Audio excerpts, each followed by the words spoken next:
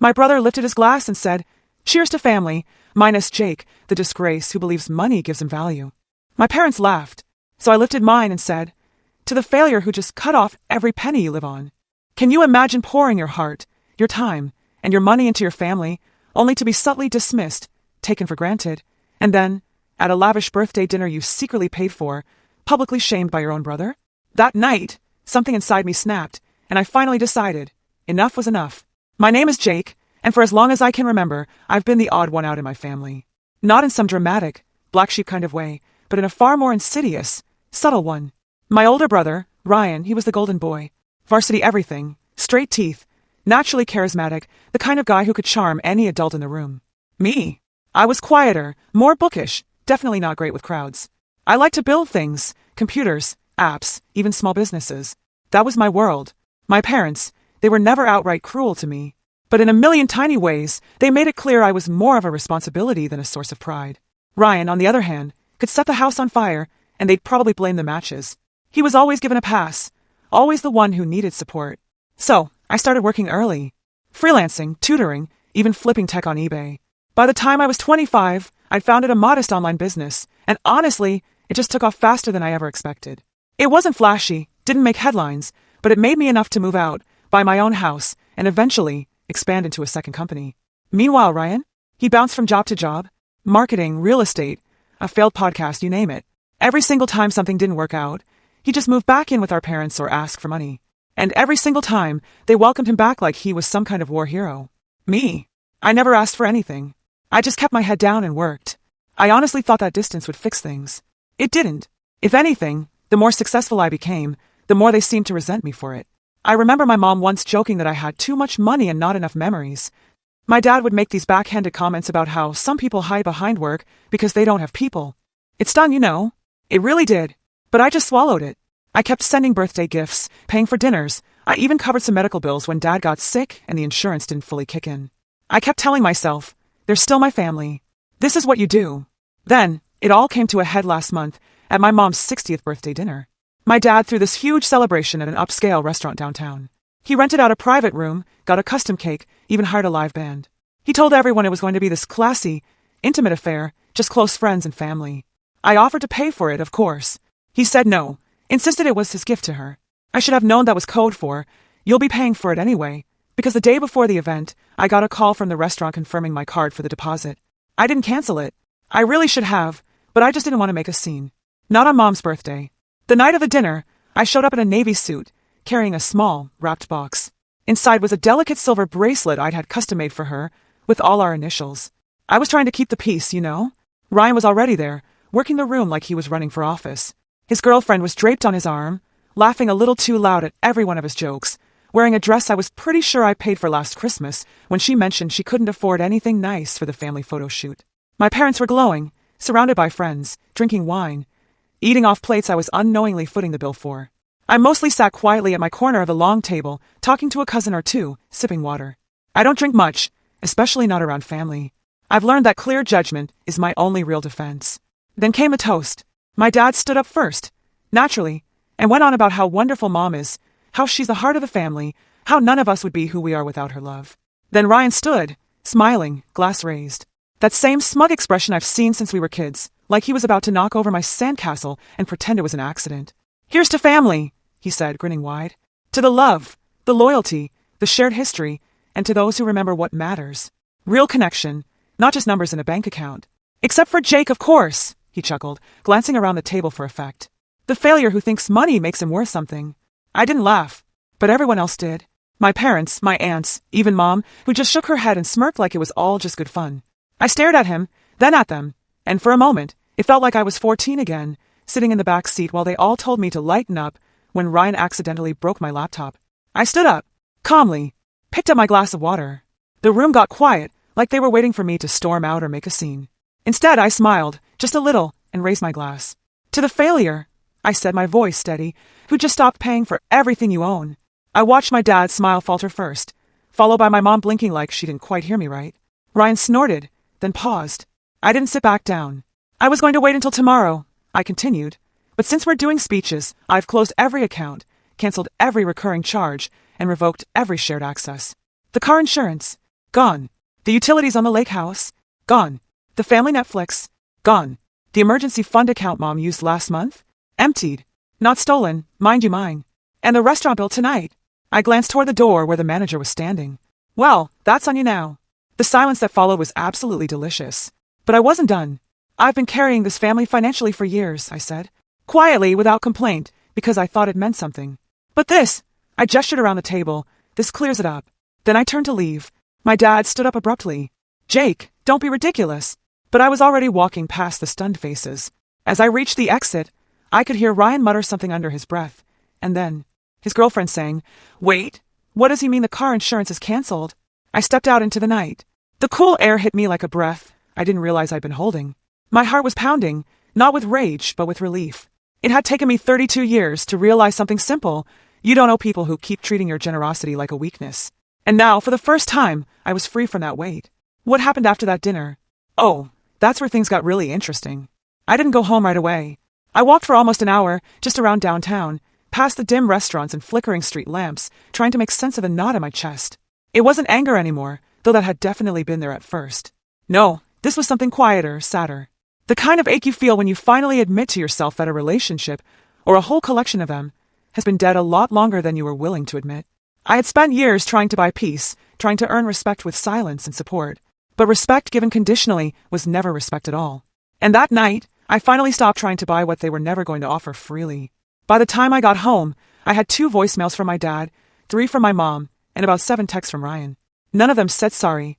My dad's voice was tight with forced calm. Jake, we need to talk. You embarrassed everyone tonight, and that's not how we handle things in this family. I don't know what you're trying to prove, but call me back and fix this. Mom's message tried a different angle. Sweetheart, I think you misunderstood Ryan's joke. He didn't mean anything by it. Please don't make a rash decision. We'll talk tomorrow over lunch. Just the 2 of us, okay? And Ryan's texts. Classic Ryan. Grow up. You overreacted like always. So what? You're cutting everyone off because of a joke? LOL. Hope you enjoy being rich and alone. It stung more than I wanted it to. Not because I believed him, but because part of me still wanted him to be someone he wasn't. Someone who'd realize he crossed a line and feel even a flicker of guilt. But that wasn't Ryan. That had never been Ryan. The next morning, I woke up to chaos. Apparently, the account closures weren't just a symbolic gesture. It was a logistical earthquake. The group family phone plan I'd been paying for? Gone. Mom's phone was off. Dad's voicemail was full. Ryan's girlfriend had even posted a story on Instagram saying, Some people only love you when they're paying for you. #lesson learned. And tagged Ryan with a picture of the 2 of them arguing in what looked like a used car lot. Subtle. I had to chuckle. I hadn't even touched the car note yet. That came later. See, after that dinner, I didn't just cancel their accounts. I started going through everything, one by one. I'd never wanted to keep a tally, but the spreadsheet I started that weekend opened my eyes. Over the last 7 years, I had paid for 4 vacations, including flights and accommodations. Covered over $18,000 in combined credit card debt for my parents. Helped Ryan with 3 business ideas that all went nowhere. Bought his car outright when his lease was denied due to poor credit. Paid off a balance on my mom's surgery when insurance fell short. Funded a surprise 30th anniversary cruise for my parents. And not once, did I receive a thank you that wasn't paired with some dig about how I worked too much or missed out on real life. That spreadsheet? I sent it to all 3 of them. Not with a message, no explanation, just a file titled ledger.xlsx and a simple subject line. In case you forgot. Ryan responded almost instantly. Wow, you really are that petty. Congrats. You won a parade, too. I didn't reply. Mom didn't either. But the next day, she showed up at my place. Alone. Now, to be clear, I hadn't told her where I lived, but I guess Ryan had seen a delivery address on one of the shared Amazon orders back when we all used my Prime account.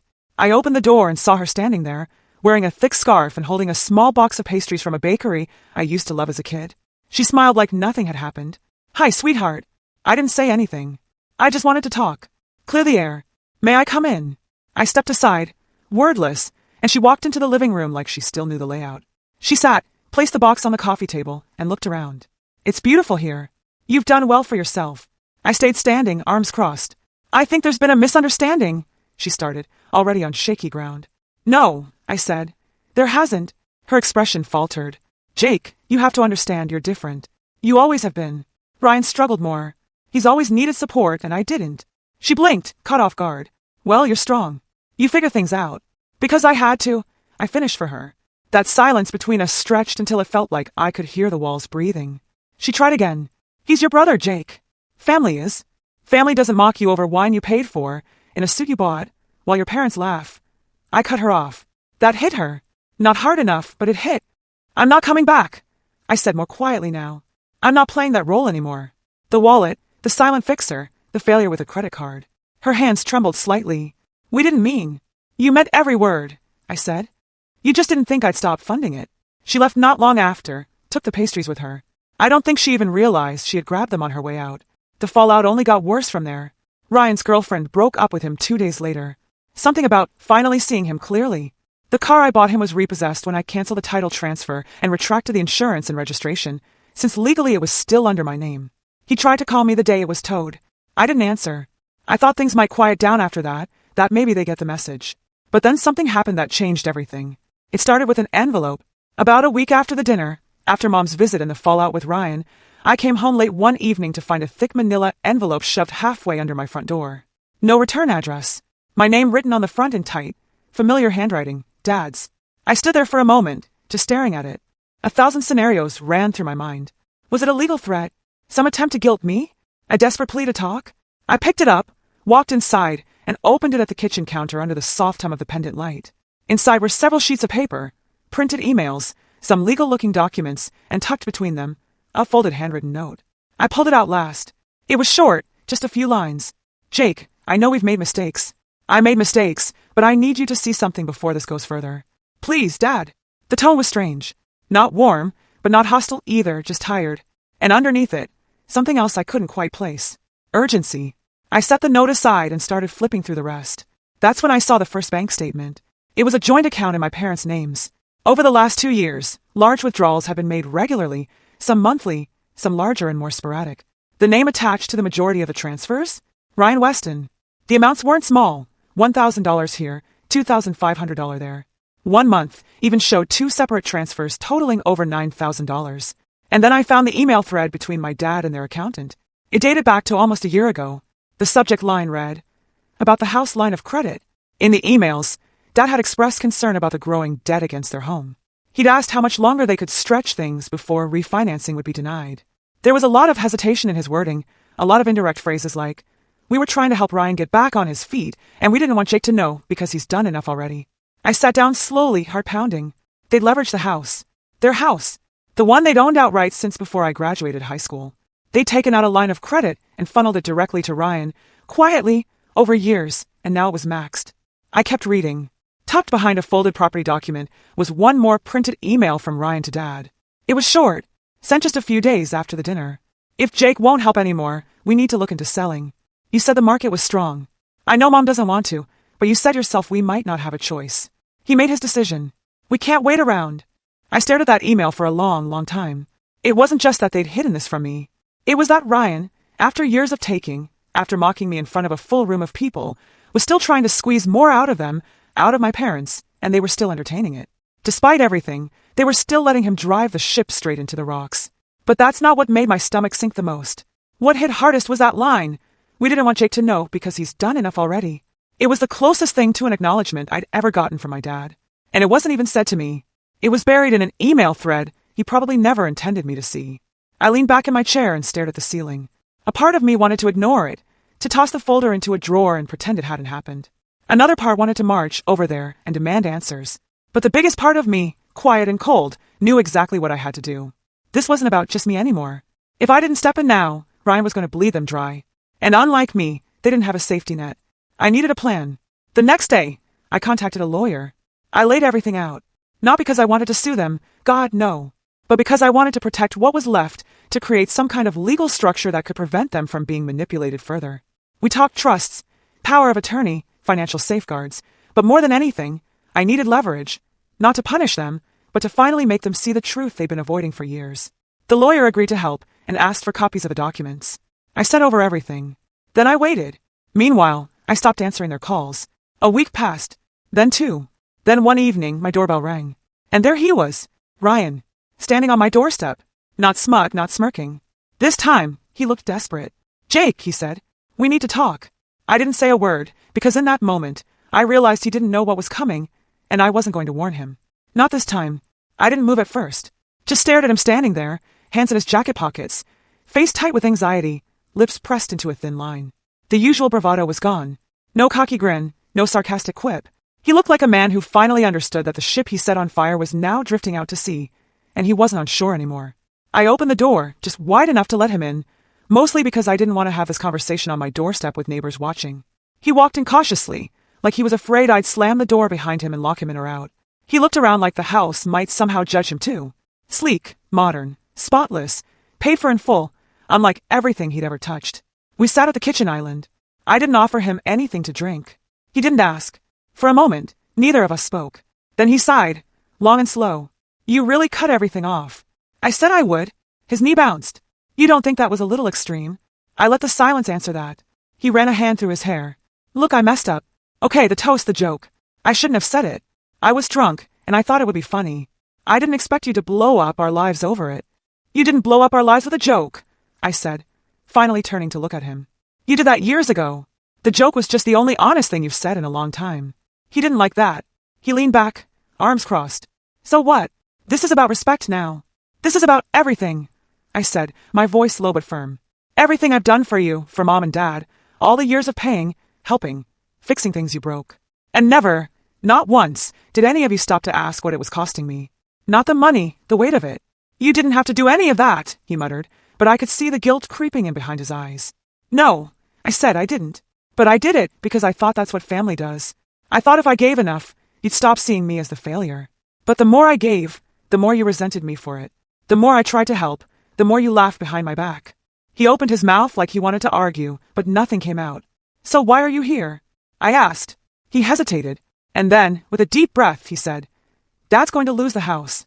I leaned back slowly. I know. He looked up at me, shocked. You know. I stood, walked over to a drawer, and pulled out the manila folder, the original one. I dropped it on the counter in front of him. Got this the day after you sent that email to Dad. The one where you told him to sell the house because I wouldn't help. His face drained of color. You've been bleeding them dry, Ryan. Thousands over years. And they let you because they didn't want to lose you. He looked away. I didn't mean for it to get that bad. You never mean anything, Ryan. That's the problem. You just take, and when it falls apart, you act surprised. He rubbed his face. So what now? You just let them lose everything. I sat again, slowly. No. His eyes snapped to mine. I'm going to save the house, I said. I've already set things in motion. The lawyer I hired is drafting a new trust. I'm buying the house from them at a fair market price and putting it into a protected fund they can live off for the rest of their lives. He blinked. You're buying it? Yes, with conditions. They won't own it anymore, but they won't be homeless either. No more debt. No more second mortgages. Just peace. I'll even pay off the remainder of their credit lines. Quietly, legally, safely. He stared at me for a long time, unsure of whether to feel relieved or offended. And what about me? I didn't flinch. You're not part of the deal. He froze. Wait. I'm done financing your chaos, I said. No more bailouts. No more second chances. You've had a lifetime of them. This is where it ends. His voice rose. You're going to throw me out of everything. You threw yourself out, I replied. All I did was stop holding the door open. His jaw clenched. What do I even have left? I looked him dead in the eye. Whatever you choose to build. If you want something, go earn it. The way I did, the way everyone has to. For a moment, he sat there, stunned. Then he stood abruptly and pushed the stool back with a screech. You think you're better than me now, he said, his voice shaking. No, I said. I always was. You just refused to see it. He stared at me like he wanted to say more, but there was nothing left to say. He walked out, and this time I didn't follow. Over the next few weeks, I finalized the transfer of the house. My lawyer handled most of it. Mom and Dad signed the paperwork with quiet gratitude, eyes down. No jokes, no sarcasm, just tired thank yous and the occasional sniffle. I didn't stay long that day. I didn't want to hear their apologies. Not yet. Maybe not ever. The house was safe. Their debts were cleared. A small monthly stipend was set up through the trust for their living expenses. It wasn't extravagant, but it was secure. There were rules, protections, safeguards. If Ryan ever tried to touch a dime of it, the trust would lock up instantly. A few months later, I heard he moved in with a friend across town. Try getting another job in marketing. Word was he quit after 3 weeks. Something about the manager being condescending. Classic Ryan. Mom sent me a card that Christmas. Just a card. No gifts, no requests. Inside was a single line. We didn't deserve your grace, but thank you anyway. I stared at it for a long time. Then I placed it in the drawer with the folder and left it there. I don't see them much anymore. Holidays sometimes. Quick calls every other month. It's polite, civil, surface level. I keep my distance, not out of bitterness, just clarity. Some people belong in your life only once they stop having power over it. As for me, I sleep better now. There's peace in boundaries. There's power in choosing where your story goes instead of letting others write it for you. For the first time in my life, I'm not trying to prove anything. I'm just living. And that's more than enough. Have you ever had to draw a line in the sand with family or walk away from a toxic situation? I'd really love to hear your experiences and thoughts in the comments below.